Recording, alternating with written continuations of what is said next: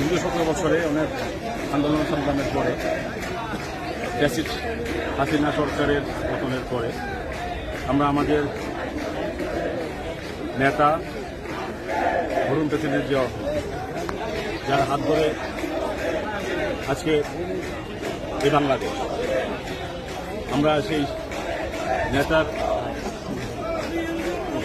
বাজারে আজকে আমরা আমাদের ময়মনসিংহ জেলার নবগঠিত আহ্বায়ক কমিটির পক্ষ থেকে আজকে আমরা ওনারা মাজারে হাতে করতে এসেছি এবং পুষ্পদ্রব্য অর্পণ করতে এসেছি।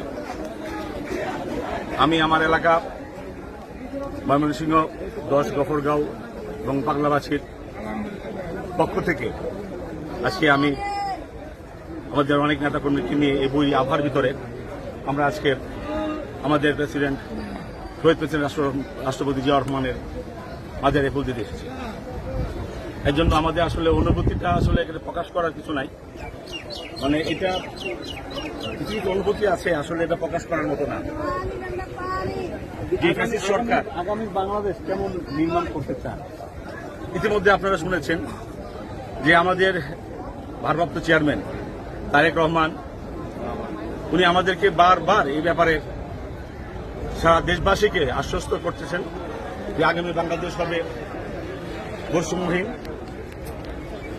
এবং আইনের শাসন প্রতিষ্ঠিত হবে এবং এখানে কোনো জুলুম নির্যাতন থাকবে না এবং গণতন্ত্র প্রতিষ্ঠার ক্ষেত্রে যার যার অধিকার, যে অধিকারটা আমরা হারিয়ে ফেলেছিলাম, সেই অধিকার ইনশাল্লাহ আমরা আগামী দিনে জনগণের হাতে ফিরিয়ে দিব।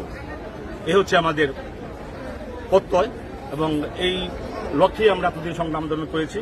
সুতরাং আগামী দিনে একটা সুষ্ঠু নির্বাচনের মাধ্যমে আমরা আশা করছি আমাদের দল, জাতীয়তাবাদী দল ক্ষমতায় আসবে এবং আমরা জনগণের আশা পূরণ করব ইনশাআল্লাহ।